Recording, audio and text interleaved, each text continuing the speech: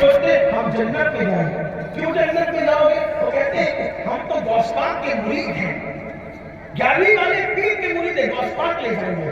میں نے کہا شیطان کا دھوکہ ہے میرے بھائی, نماز چھوڑ کے سمجھتا ہے کہ غوث پاک جنت میں لے جائیں گے.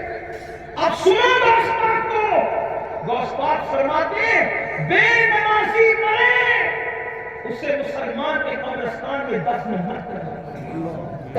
جو غوث پاک بے نمازی کو مسلمان کے قبرستان میں پسند نہیں کرتے, وہ غوث پاک بے نمازی کو اپنے سلسلے قادریہ میں کیسے پسند کریں گے؟ آپ بتاؤ تو صحیح. پڑھی مولانا ہم نے غوث پاک کا دامن پکڑا. میں نے کہا غوث پاک کا دامن پکڑنے والا زانی کیسا ہے, غوث پاک کا دامن پکڑنے والا شرابی کیسا ہے, غوث پاک کا دامن پکڑنے والا بے نمازی کیسا ہے؟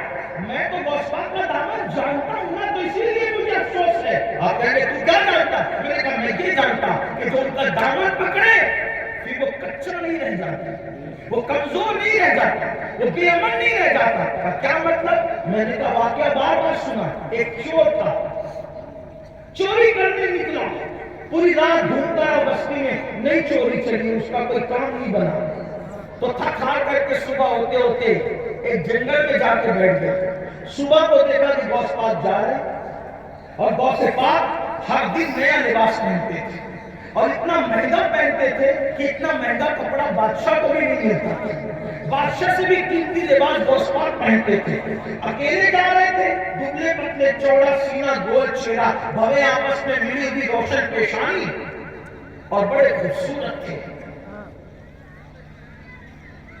اکیلے جاتے تھے تو سمجھا کمزور ہے. سوچا پیر صاحب کا پیچھے سے کپڑا پکڑ کے اتار لوں. اتنا مہنگا جبہ پہنا پیر صاحب نے کہ کم سے کم دن بھر کا خرچہ تو نکل جائے.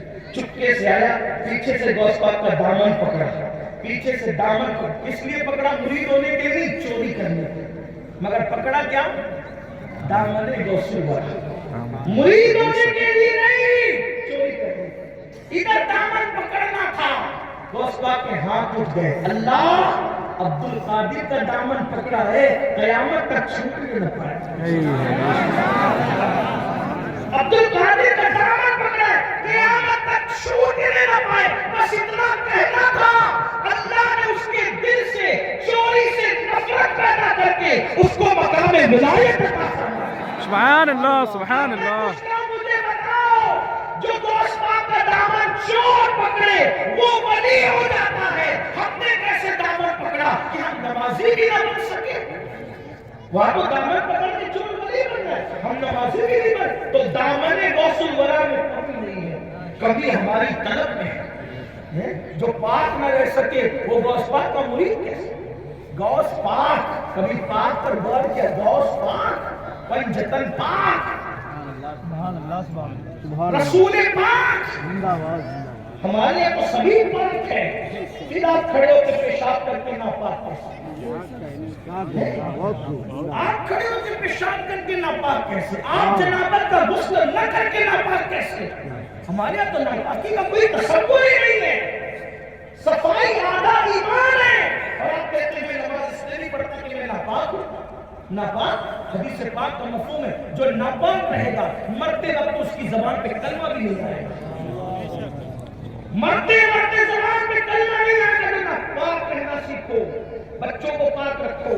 جیسی تربیت کرو گے بچوں کی ویسے بچے بنے, بیٹیوں کی جیسی تربیت کرو گے ویسے بیٹیاں ہوں. لوگ کہتے ہیں امام حسین نے کربلا میں سجدہ نہیں چھوڑا. میں نے کہا کیوں نہیں چھوڑا, وہ تو سن.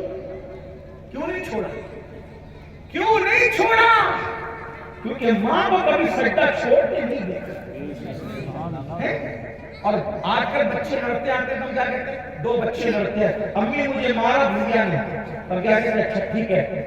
کبھی مار دیتے ہیں, سزا دیتے ہیں, کبھی کہتے ہیں اچھا تیرے ابو کو آنے ہے نا, یا کبھی ایک تباہ کہتے ہیں چاپ تو اس کو مار دے جا, ایسا ہوتا ہے. لیکن آؤ, ایک بار امام حسن اور امام حسین میں جھگڑا ہوا. امام حسین آئے, امی مجھے بھیا نے مار دیا. کیا کہا مجھے بھیا؟ بچے تو سب کے بچے, بچپنا بچپنا ہے. حالانکہ ان کا بچپنا ہماری طرح نہ تھا, لیکن پھر بھی فطرت تو فطرت ہے. مار دی. حسن حسین پاک روتے بھیا نے مجھے مار دیا. سیدہ فاطمہ الزہرا نے کہا بیٹے میں یہ نہیں سننا چاہتی کہ تو نے اس کو کیوں مارا, اس نے تجھے کیوں مارا. میں تو بس اتنا جانتی ہوں جب دو مسلمان آپس میں لڑتے ہیں تو اللہ ان سے ناراض ہو جاتا ہے بس. اور اللہ جس سے ناراض ہو تو اس کو جہنم میں پھینک دیتا ہے, آگ میں پھینک دے گا اللہ جہنم کی آگ میں. تو امام حسین نے کہا امی پھر اللہ راضی کیسے ہوتا ہے؟ پر نماز پڑھو تو اللہ راضی ہوتا ہے. تو امام حسین مصلی بچھا کے کھڑے ہو گئے تاکہ اللہ کو راضی کرے. یہ ماں کی تربیت تھی, یہ ماں کی تربیت تھی. آج جو ماں خود نماز نہیں پڑھتی وہ اپنے بچے کو کیا نمازی بنائے؟ ماں تو سیریل میں لگی ہوئی, ماں تو فلم میں لگی, باپ گیم کھیل رہے. پہلے ماں باپ مر جاتے تھے تو بچے یتیم ہوتے تھے, پہلے ماں باپ مر جاتے تھے تو بچے یتیم ہوتے تھے. آج ماں باپ زندہ ہے تو بھی بچے یتیم ہیں. کیوں؟ ماں باپ کا پیار بچوں کو نہیں ملتا, ماں باپ کی تربیت نہیں ملی. کیونکہ باپ آتا ہے ٹی وی کا منہ پکڑ کے بیٹھتا ہے اور ماں تو دن بھر کچن میں چھٹی پاتی ہے, وہی موبائل کا منہ پکڑ کے بیٹھی. بچوں کی تربیت کون کرے گا؟ بغیر تربیت کے بچے سیکھیں گے کیسے؟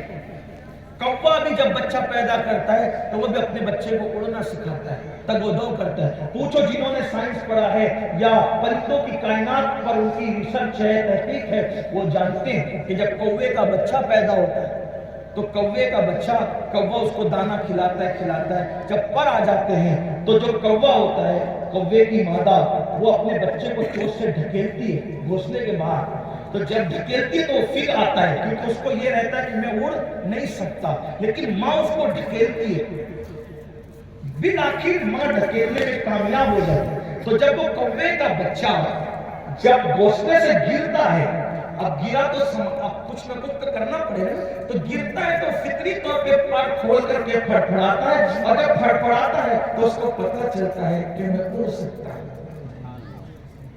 کوے کی ماں کوے کو اڑنا سکھاتی ہے, لیکن مسلمان ماؤں تمہارا کیا حال ہوگا؟ تم نے اپنے بچوں کو کیا سکھایا؟ گالی, سنیما, فلمیں. ماں جیسی ہوگی اولاد ویسی ہوگی. لوگ کہتے ہیں غوث پاک اتنے بڑے تھے, اتنے بڑے تھے. میں نے کہا بالکل بڑے تھے, لیکن اتنا بڑا کس نے بنایا تھا؟ ماں کی تربیت. بے شک. اگر ماں خیر ہے تبھی بیٹا عبد القادر جیلانی یہی ہے, بے شک. ماں بولو, ماں جب وہ ماہ نور ہے تو بیٹا بولو دل چشتی ہے.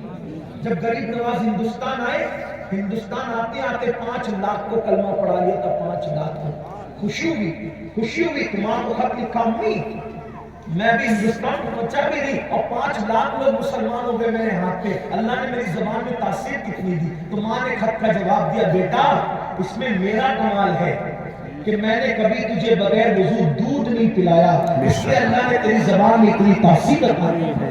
بے شک. دیکھو ماں ایسی ہو تو بچہ. آج ماں بے پردہ ہے, ماں کو خود کلمہ یاد نہیں, وہ اپنے بچوں کو کیسے کلمہ پڑھائے؟ ماں کو نماز پڑھنا نہیں آتی, وہ اپنے بچوں کو نماز کیسے پڑھائے گی؟ تو میرے بھائیوں, میری بہنوں, آؤ ولیوں کے دامن سے